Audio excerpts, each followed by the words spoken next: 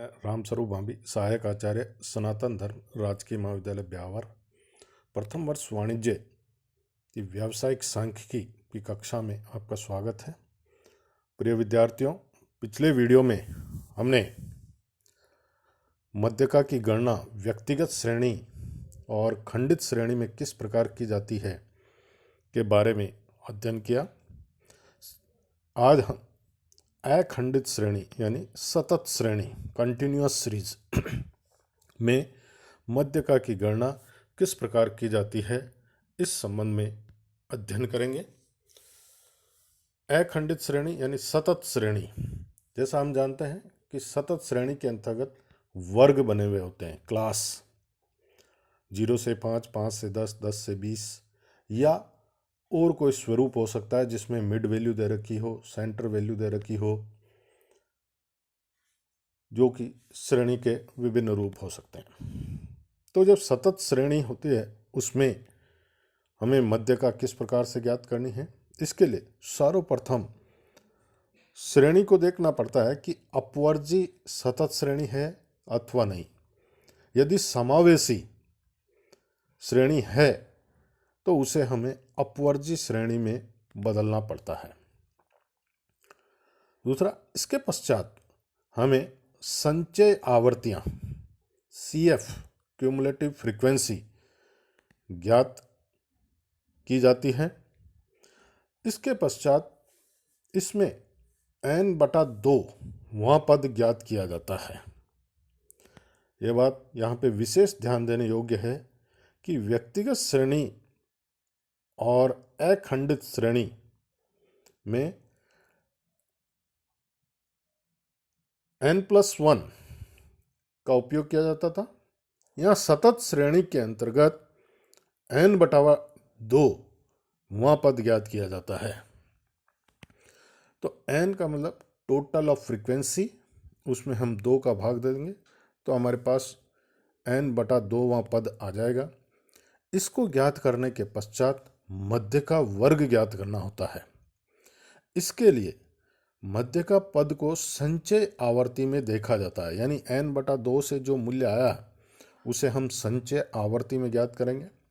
जिस संचय आवर्ती में सबसे पहले यह संख्या मिल जाती है उसके सामने वाला जो वर्ग यानी संबंधित उससे संबंधित वर्ग को मध्य का वर्ग कहा जाता है। जब मध्य का वर्ग का निर्धारण हो जाता है उसके पश्चात मध्यका का मूल्य यानी मीडियन ज्ञात करने के लिए ये जो सूत्र है उस सूत्र का प्रयोग किया जाता है। m = L1 + I/f small m - c। m for यहाँ पर मीडियन है, L1 lower limit of the median group, मध्य का वर्ग जो हमने ऊपर ज्ञात किया n/2 पद ज्ञात करके उसके सामने वाला जो मध्य का वर्ग है उसकी निचली सीमा। तो lower limit of the median group, f यानी frequency of the median group, यानी जो ग्रुप हमारा मध्य का ग्रुप है, मध्य का जो वर्ग है उसके सामने वाली जो फ्रीक्वेंसी है उसकी फ्रीक्वेंसी यानी उसकी आवर्ती हम लेंगे f। I = class interval of the median group, यानी उस मध्य का वर्ग का विस्तार क्या है, इंटरवल क्या है। m = मीडियन नंबर यानी मध्य का संख्या जो हमने n/2 से ऊपर ज्ञात करी है ना, n/2 पद जो ज्ञात किया है वो यहाँ पर स्मॉल m होगा। और c यानी जिस वर्ग में मध्यका आ रही है, जो मध्य का वर्ग है उससे ऊपर वाले वर्ग की संचय आवर्ती। तो मध्य का वर्ग से के पूर्व के वर्ग की संचय आवर्ती जो है वह c होगा। तो इसके आधार पर हम जो है मध्यका की गणना कर लेंगे। इसके लिए एक जो प्रश्न है आपकी स्क्रीन पर भी है कि निम्न सूचना के आधार पर मध्यका ज्ञात कीजिए। Calculate median from the following information, wages in rupees 0 से 10, 10 से 20, 20 से 30, 30 से 40, 40 से 50, नंबर ऑफ पर्सन्स 5, 10, 12, 15 और 8। कैलकुलेशन ऑफ मीडियन, जैसा हम देख रहे हैं कि ये प्रश्न जो है वह अपवर्जी श्रेणी का ही है। 0 से 10 है, 10 से 20 है, 20 से 30 है। सबसे पहला पॉइंट जो हमारा था कि ये देखना है कि वह श्रेणी समावेशी है या अपवर्जी है। तो अगर समावेशी है तो उसे हम अपवर्जी में बदल लेंगे। दूसरा, हमने इसको जमाया वेजेज इन रुपीज 0 से 10 और नंबर ऑफ पर्सन्स यानी फ्रीक्वेंसी। सबसे पहला काम हमें क्यूमुलेटिव फ्रीक्वेंसी ज्ञात करनी है, संचयी आवर्तियाँ ज्ञात करनी है। संचयी आवर्तियाँ वही 5 में ऐसा कैसे लिख दिया, पहला पद पहला वर्ग जो है। दूसरा, 5 में 10 जोड़े 15, 15 में 12 जोड़े 27, 27 में 15 जोड़े 42 और 42 में 8 जोड़े 50। अब हमें सबसे पहले मध्य का वर्ग का निर्धारण करना है कि मध्य का कौन से वर्ग में है, और उसके लिए m बराबर साइज ऑफ n/2 आइटम्स जो है वो ज्ञात करना है। यहाँ पर n का मतलब जैसे बताया टोटल ऑफ फ्रीक्वेंसी है, कुल आवर्तियों का योग यहाँ पर आ रहा है 50। जोड़ करेंगे हम 5, 10, 12, 15, 8 तक 50 आता है। इसको हम 2 से डिवाइड किया तो जो आइटम आता है 25वां आइटम यानी 25वां मध्य जो है मध्य का होगा। इसको हम इस संचय आवर्ती में देखेंगे। संचय आवर्ती में देखेंगे कि मध्य का किस में आ रही है, तो 27 में 25 शामिल हो रहा है, 5 में नहीं है, 15 में नहीं है, यानी 27 में। तो इसके सामने वाला वर्ग यानी 20 से 30 का जो वर्ग है वो हमारा मध्यका का वर्ग कहलाएगा। जब मध्यका का वर्ग का निर्धारण हो जाता है तो उसके उस वर्ग के सामने वाली फ्रीक्वेंसी को f ले लेंगे और मध्यका के सामने वाले वर्ग से ऊपर वाले वर्ग की जो संचय आवर्ती है वो c कहलाएगा। इस प्रकार हमारे फॉर्मूले यानी जो सूत्र है उसके सारे मद हमें पता चल जाते हैं। अब फॉर्मूला हम लगा देते हैं, m बराबर L1 plus I upon F m minus C. L1 यानी lower limit of median class, मध्य का वर्ग की जो है लोअर लिमिट वो हमारे पास 20 है, प्लस आई यानी इंटरवल 10-10 का वर्ग अंतराल है, उस मध्य का वर्ग का 10 का अंतराल है 10। उसके सामने वाली फ्रीक्वेंसी f यानी 12 है।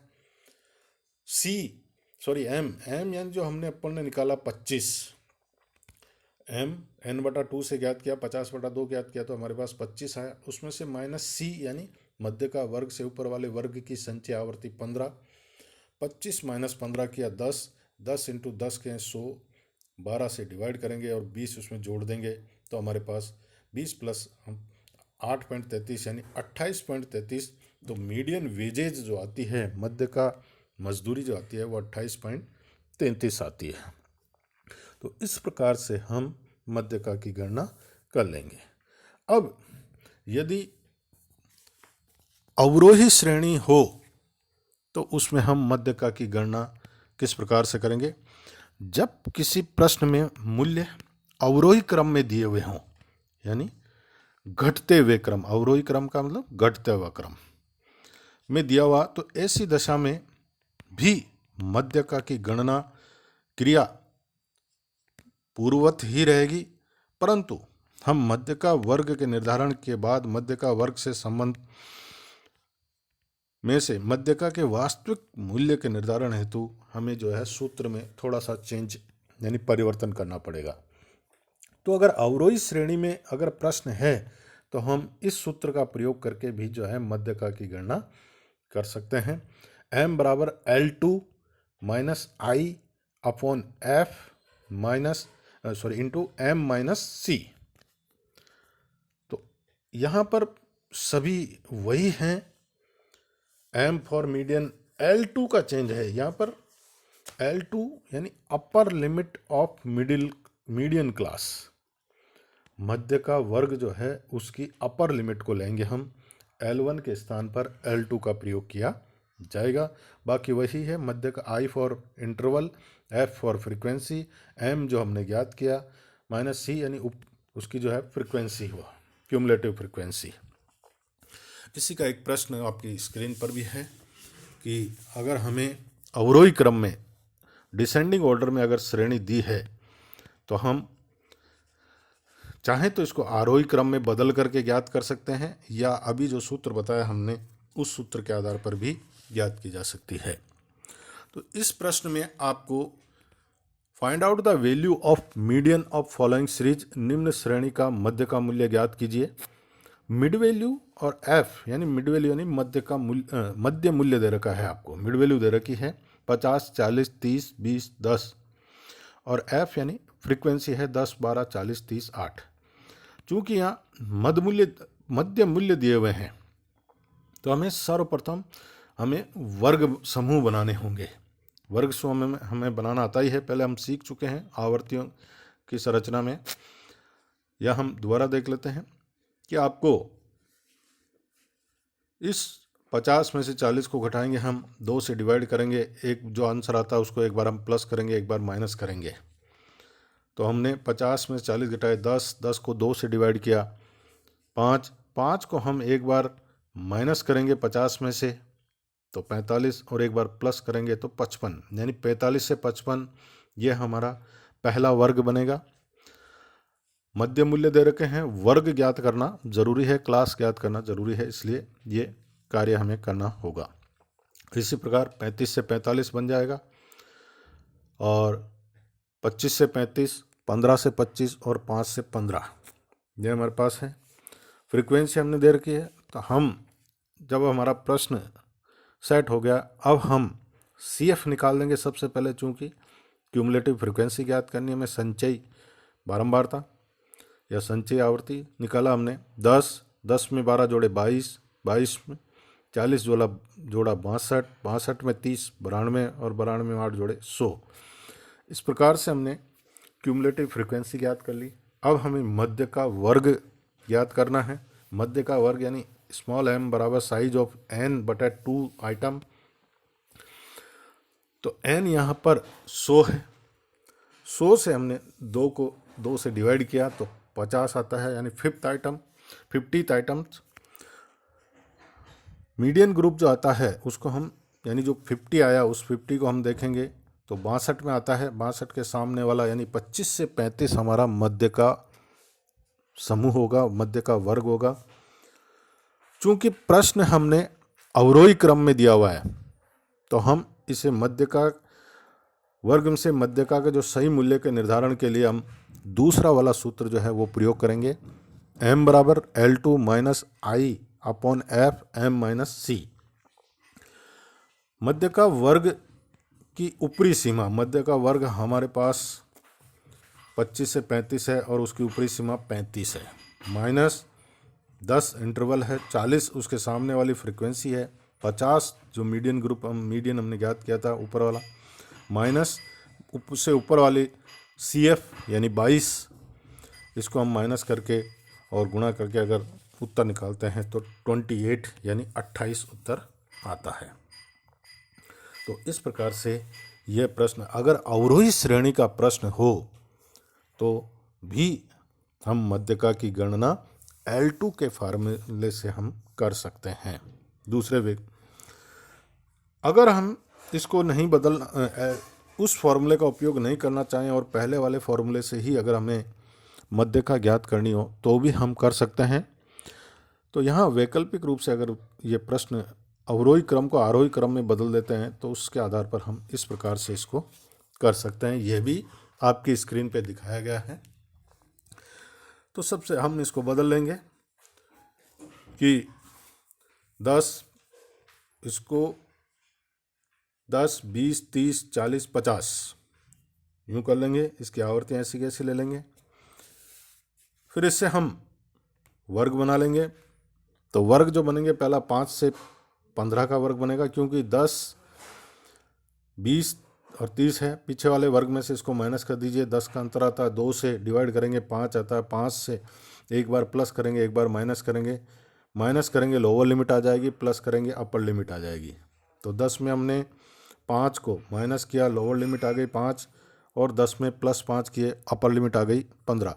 तो 5 से 15, इसी प्रकार 15 से 25, 25 से 35, 35 से 45 और 45 से 55 ये हमारा वर्ग बन जाते हैं। फ्रीक्वेंसी एज इट इज हमें लिखनी है, वैसे की वैसी लिख दिया हमने 8, 30, 40, 12, 90 और इसी प्रकार CF ज्ञात करनी है, उसी प्रकार से हमने CF ज्ञात किया, वही हम M ज्ञात करेंगे। M 100/2 यानी 50वां आइटम जो है वो होगा। तो मीडियन ग्रुप जो है वो 25 से 35 आएगा। अब हम पहले वाले फॉर्मूले, फर्स्ट वाला फॉर्मूला, उसका उपयोग कर लेते हैं। M बराबर L1 + I/F M - C। L1 आपका 25 आता है, 10 आता है इंटरवल, F हमारी 40 है उसके सामने वाली, और 50 माइनस उससे ऊपर वाली जो है वो है 38 करेंगे, आंसर वही आता है 28। तो इस प्रकार से हम चाहें तो जो अवरोही श्रेणी है उसको आरोही श्रेणी में बदल करके, आरोही क्रम में बदल करके भी मध्यका की गणना कर सकते हैं, और चाहें तो L2 - I/F M - C वाला फॉर्मूला करते हुए, अवरोही श्रेणी रखते हुए ही इसके मध्यका की गणना की जा सकती है। एक बात और ध्यान रखें, असमान वर्गांतरों में मध्य का निर्धारण, कि जब दी हुई श्रेणी के पद मूल्यों में वर्गांतर अगर असमान हो तो मध्यका की गणना करने की दृष्टि से उन्हें समान वर्गांतरों में बदलने की कोई आवश्यकता नहीं है। और क्योंकि जिस मान्यता के अंतर्गत मध्यका की गणना की जाती है उसके अनुसार समस्त आवर्तियां अपने वर्ग विशेष में समान रूप से वितरित होती हैं, तो हमें उन वर्गांतरों को, यानी जो वर्गों को हमें समान, असमान अगर है उसका इंटरवल, तो उसको हमें समान करने की आवश्यकता नहीं है। हम उनको एज इट इज ही करते हुए जो है मध्यका की गणना कर सकते हैं। तो ये आपने आज समझा कि सतत श्रेणी अगर होती है या अखंडित श्रेणी अगर होती है, कंटिन्यूअस सीरीज में विभिन्न दशाओं में हम मध्यका की गणना किस प्रकार से करेंगे, इसको आप अच्छी तरह करें, बुक से पढ़ें, समझें, और अगर कोई प्रॉब्लम हो तो मेरे से संपर्क करें। धन्यवाद।